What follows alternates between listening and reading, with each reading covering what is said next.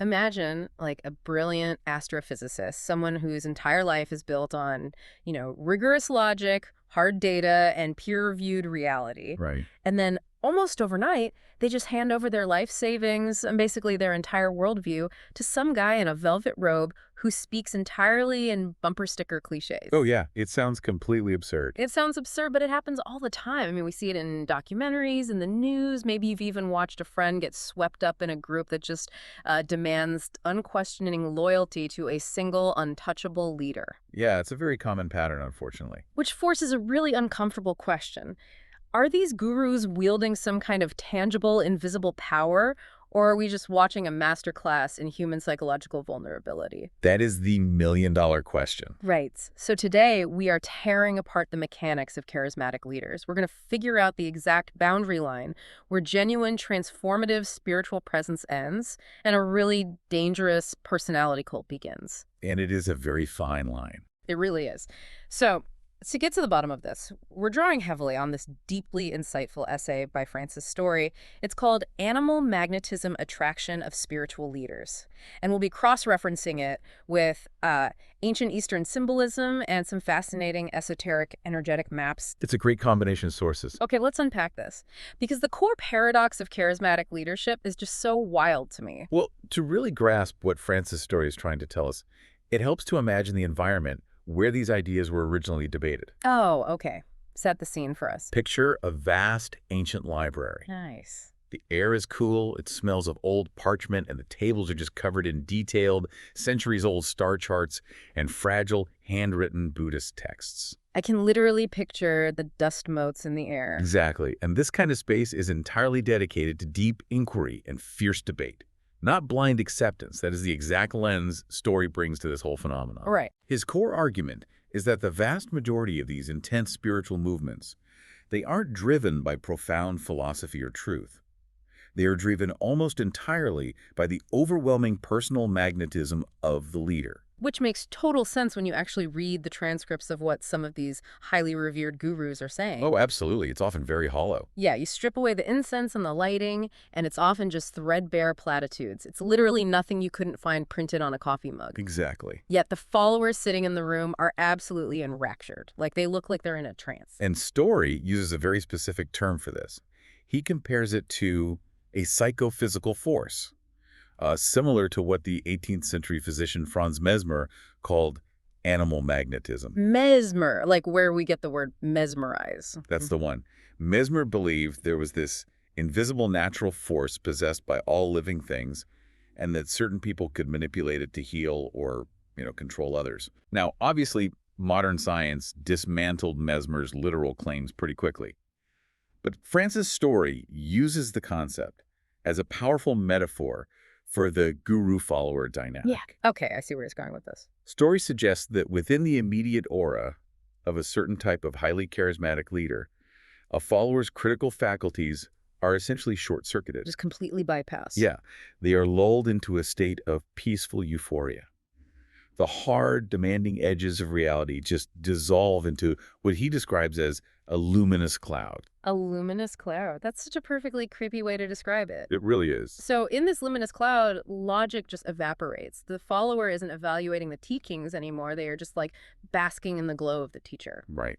But earlier we were talking about how this is a psychological vulnerability. So this isn't just the guru casting a magic spell on a passive victim, right? The follower is actively participating in this delusion through projection. What's fascinating here is that projection is the actual engine driving the entire dynamic. Can you break that down for me? Well, Western psychology shows us that we have a powerful inherent mechanism to project aspects of our own unconscious minds onto external people. It's like when you get mad at someone for doing the exact thing you secretly hate about yourself. Exactly. The classic example is when you're alone in a dark, unfamiliar place and you feel a sudden spike of internal fear. Yeah. Instead of processing that fear, your brain projects it outward, convincing you that the shadow in the corner is a physical threat. Right. Right. We do this with negative traits constantly. Right. But what Francis' story highlights is how dangerous it is when we project our positive, unlived potential. Oh, wow. I never thought about it like that. Yeah. Because if I have a deep, unacknowledged capacity for discipline or, I don't know, profound love or spiritual dedication, doing the hard work to actually cultivate those traits in my daily life is exhausting. It's so much work. It's so much easier to just project all that perfection onto a figurehead standing on a stage. I Exactly. can just worship my own displaced potential. And by worshiping it in someone else, you completely absolve yourself of the responsibility to actually embody it. That is wild. You see the leader as the ultimate embodiment of perfection. But this mechanism of projecting unacknowledged drives, it can take incredibly dark turns. I can imagine. Story makes a brilliant observation here. He points out that this exact same psychological loophole is what leads impressionable youth to emulate violent political extremists or, underworld criminals. Wait, really? It's the same mechanism? Yes, those young people project their own unrecognized internal desires for power or rebellion or control directly onto a charismatic, destructive leader. That makes a terrifying amount of sense. They convince themselves they are serving a high, noble purpose when really they are just caught in the gravitational pull of their own projected shadows. So this animal magnetism isn't a mystical aura at all. Not at all. It's essentially an unconscious hijacking. Like, it bypasses the brain's logic centers and hooks directly into our deepest insecurities. It's basically a psychological tractor beam. A psychological tractor beam is a perfect way to describe it. But hold on, if I think about hypnosis, which is kind of what this sounds like, hypnosis requires at least some level of consent from the subject. Like, you have to be willing to follow the swing and watch, right? Is this the same thing? What's fascinating here is that it's actually more insidious than stage hypnosis, precisely because it lacks explicit consent. Really? The follower usually thinks they are making a highly rational choice to pursue truth. Oh, that's tricky. In Buddhist psychology, there is a fundamental concept called sada, Sada. Okay. which roughly translates to faith or confidence. Its healthy function is to clarify the mind. The traditional metaphor is a water-clearing gem dropped into a muddy pool. Okay. It causes all the dirt to settle so you can see straight to the bottom. So faith is a good thing initially. Faith is a vital starting point. It's the foundation that allows you to exert the effort to meditate or study in the first place. Right. But, and this is where the hijacking happens, if that faith is not rigorously balanced by wisdom and an active critical faculty, it rots into blind devotion. It becomes a tool for dependence, not liberation. Okay, so if our brains are pre-wired with this massive vulnerability, I mean, if our natural instinct is to just surrender to the luminous cloud and hand over the reins to a charismatic figure, Yeah. how did ancient traditions actually survive? Because if the goal of these teachings is ultimate truth, they must have recognized that the personality cult is like the ultimate trap. Oh, they were hyper-aware of the danger. They had to be. And they developed highly specific practical defense mechanisms to counteract human nature. I love this. Give me an example. For example, there is a very old Buddhist tradition involving something called a preaching fan. A preaching fan. Yes, when a monk sets out to deliver a discourse on the Dhamma, the core truth of the teachings, he doesn't stand up and command the room with sweeping gestures. He carries a large palm leaf fan. And while he speaks, he holds this fan directly in front of his face. His eyes remain fixed on the fan, not the audience. Oh, wow. Ah, That is fascinating. It's like the ancient equivalent of turning off your camera on a Zoom call so people aren't distracted by your background or your outfit. It literally forces them to just listen to the data you're presenting. It exactly. literally blocks the visual transmission of charisma. That is the exact intention. Yeah. The monk is deliberately stripping away his own personal magnetism. That is so smart. He's removing eye contact, cutting out facial expressions, neutralizing his body language. Wow. The listener is denied the easy comfort of falling into that luminous cloud of the speaker's personality. Yeah. They are forced to focus entirely on the bare words, weigh the logic of the Dhamma, and judge its truth using their own cognitive effort. But consider the alternative for a second. Okay. If a teacher is completely monotone and hiding behind a giant leaf, why would a skeptic even stop to listen? Don't you need a little bit of that personal magnetism just to get people in the door? You need presence, yes. But the ancient texts draw a very sharp line between genuine presence and physical allure. Okay, what's the difference? Take the story of a monk named Vakali. Vakali, got it. He was completely obsessed with the physical beauty and the charismatic presence of the Buddha. Vakali would just sit there, day after day, gazing rapturously at the Buddha's physical body. Just staring at him. Just staring. Completely ignoring the actual meditation practices he was supposed to be doing. He was entirely caught in the projection trap. He was a spiritual groupie. Yes, a total groupie. And the Buddha didn't gently tolerate it either. I would hope not. He scolded Vakali publicly. The Buddha told him that he was wasting his life staring at a sack of impurities, referring to the physical human body, and ordered him to leave and actually go practice the teachings in the forest. Wait, really? He called his own body a sack of impurities. He did. Calling yourself a sack of impurities to your biggest fan is the absolute ultimate anti-cult leader move. It shatters the projection instantly. It forces the follower to confront reality. And we see this dynamic play out even more dramatically with a historical figure named General Siha. General Siha. Okay, what's his story?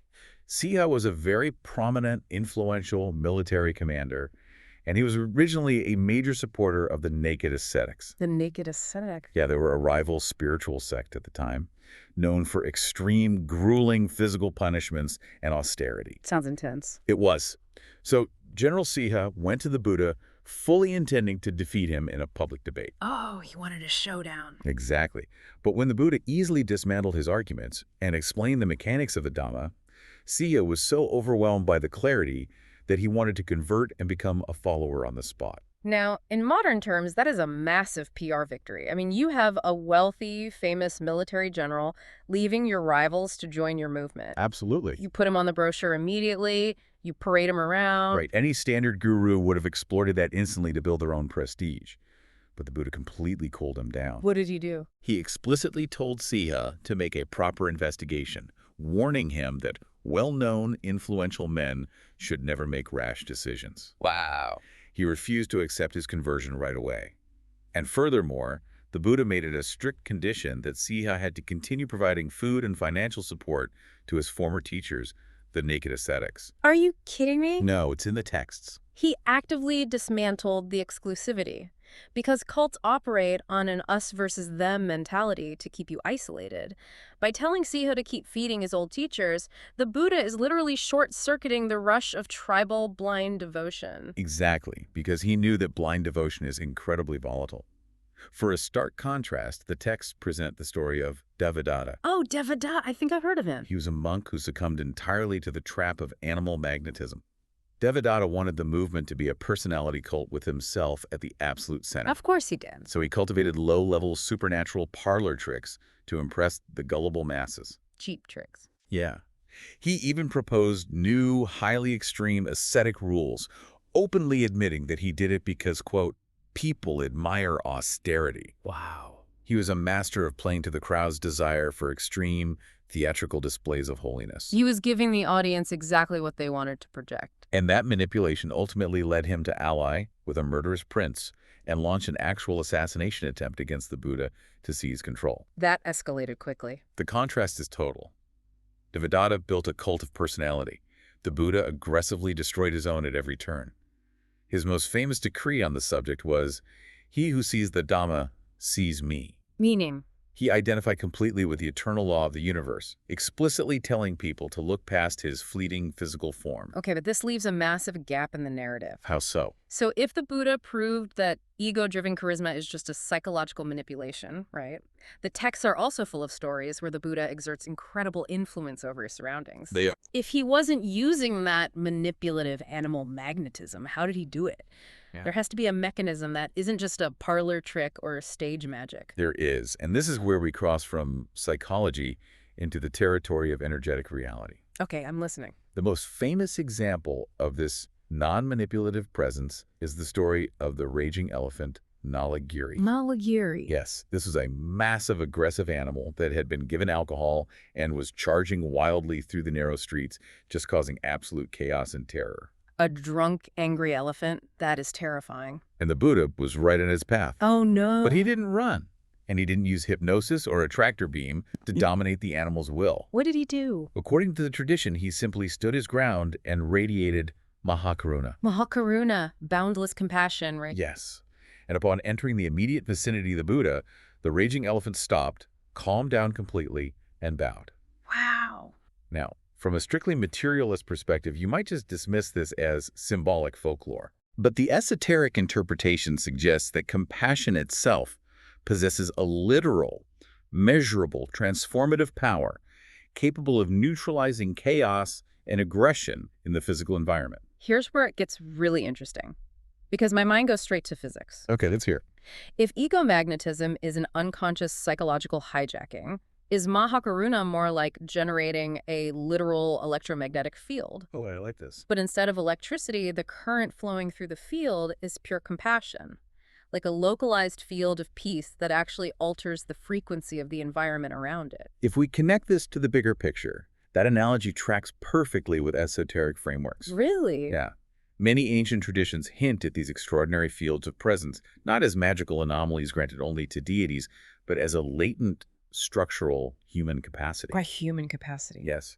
The idea is that human consciousness, when it is sufficiently purified of the ego and all those messy psychological projections, can generate an outward field of influence that is profoundly stabilizing to everything it touches. But if it's a real field, what is the mechanism? How do we actually generate it? I mean, if I want to wire my house for electricity, I need a blueprint.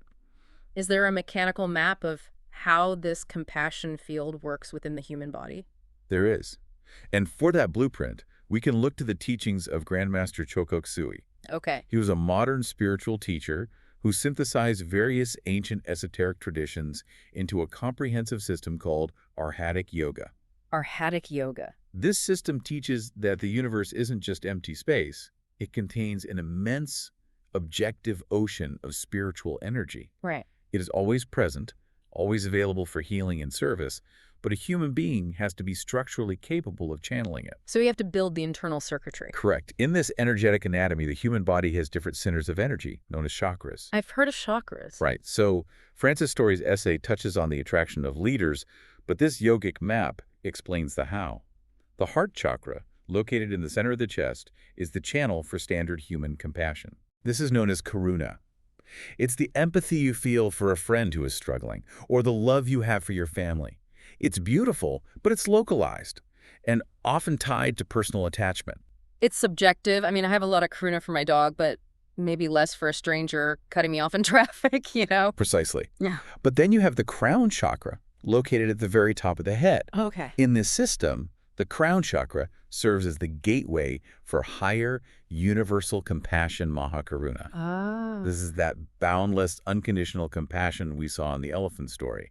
It does not depend on personal preference or ego. Okay, let me try to map this out. Go for it. If I'm looking at this energetic blueprint, is the heart chakra basically our local internal battery? Like, it powers our everyday empathy, but it can drain, and it only reaches so far. Right. And the crown chakra is the actual plug that connects us directly to the universal power grid. That is a brilliant way to understand the mechanics. Yes. Spiritual development in this specific framework is the painstaking process of awakening these dormant centers. You have to activate the heart to prepare the physical body. But when that crown chakra fully opens, an ordinary person transforms into a conduit for that immense ocean of universal energy. That's incredible. They're no longer generating charisma from their own limited, desperate ego.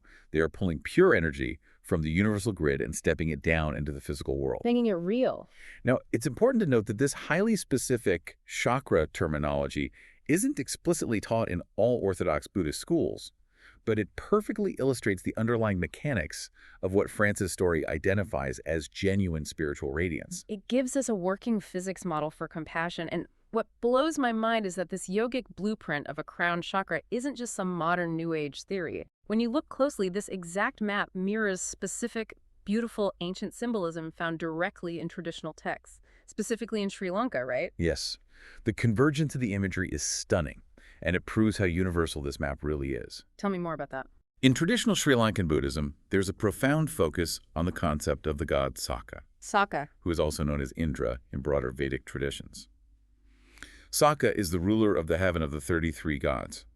But what is truly crucial for our discussion is the specific iconography used to describe him. Right, let's look at the actual symbols, because this is where the esoteric map meets the ancient texts. Well, the crown of the god Saka is called the Sahasra Nutra, which means 1,000 eyes in Sri Lankan Buddhism. 1,000 eyes. Yes. Through it, he can see all three worlds simultaneously. He is omniscient. A crown of 1,000 eyes. That immediately connects back to the yogic concept you just mentioned, the crown chakra. They are pointing to the exact same energetic reality. Yeah. We can directly compare this thousand eyes crown of Saka to the yogic concept of the Sahasrara, Which is? the thousand-petaled crown chakra located at the top of the head. Oh, wow. Both of these symbols, 1,000 eyes, 1,000 petals at the crown, represent an awakened organ of higher perception. That's beautiful. But there is another layer to Saka's iconography. The pale blue lotus throne of Lord Saka, or Indra, is called the pale lotus seat in Sri Lankan Buddhism. Okay. It is a lotus seat made of a blue water lily. So, a throne made of a pale blue water lily and a crown of 1,000 eyes. These are incredibly vivid images. They are. But we established earlier that symbols are useless if they don't point to a practical reality. So, what does this all mean? How do these ancient descriptors actually translate to an everyday person's experience of expanded consciousness? How does this counteract the psychological hijacking we started with? This raises an important question. Think back to the trap of projection. Right, the luminous cloud. Exactly. We project our fears and desires onto the guru because our perception is clouded by our own ego. The thousand eyes of the Sahasrara Nutra represent omniscience. Which means seeing everything. Right, which practically translates to seeing reality clearly without the distortion of your own psychological projections. It is the ability to see the world and the spiritual teacher exactly as they are, without the luminous cloud. And the blue water lily. The blue lotus is the universal Eastern symbol for spiritual awakening because it grows rooted in deep, murky mud, yet blossoms pristinely in the clear air above the water. Arising from the mud. It represents purity arising from the dirt. Think back to Vakali, obsessed with the physical sack of impurities. Right. The pale lotus seat represents a foundation of profound spiritual purity that transcends the messy, physical allure of the guru. It's not about the body anymore. Exactly. Yeah. When you synthesize this imagery, it represents the fully blossomed human awareness. It is the ultimate awakening where vast universal compassion, Mahakaruna, and unclouded, piercing perception merge into a single state of being. So when a human being begins to tap into that, when their thousand-petaled crown actually starts to open, they begin to radiate that genuine magnetic field we saw with the elephant. Yeah. But because it's rooted in the clear vision of 1,000 eyes, it's not the manipulative animal magnetism of a cult leader who wants your money or your obedience. Not at all. It's a stabilizing, healing radiance that actually sets the people around them free rather than binding them in blind faith. A cult leader's magnetism is designed to make you eternally dependent on them. True spiritual radiance, which is grounded in the clarity of the Dhamma, does the exact opposite. It frees you. It awakens your own capacity to see clearly. A genuine teacher uses their presence to point you relentlessly back to your own mind. Which brings us perfectly back to where we started, and directly to you listening to this. Yeah. This entire deep dive, from Francis Story's warnings about the luminous cloud to the monk's preaching fan, the mechanics of the crown chakra, and the thousand-eyed crown of Saka, it all boils down to one incredibly empowering truth about how you navigate the world. It really does. True spiritual development is about taking personal responsibility. It is about relying on your own hard-won wisdom rather than the easy comfort of blind belief. It's about cultivating sharp discernment over the lazy instinct for hero worship. You never need to surrender your agency to a charismatic guru. Yeah. The ultimate danger of the personality cult is that it successfully tricks you into believing that magic is exclusively outside of yourself, that you need them to access the divine. But the texts, the esoteric maps, and the ancient symbols all insist on the exact opposite. They insist that you possess an untapped reservoir of this exact, profound spiritual magnetism within your own energetic anatomy. You are the one who has to do the heavy lifting. You are the one who has to sit in the seat and clear the mud. And that leaves me to a final thought for you to carry into your day. Think about this one. Think about the profound charisma, the steady presence, and the awe-inspiring power that you admire so deeply in your absolute favorite leaders, mentors, or spiritual figures. Yeah. What if that magnetism isn't actually theirs? What if the awe you feel is actually just a mirror reflecting the latent, thousand-petaled potential currently sleeping inside your own mind?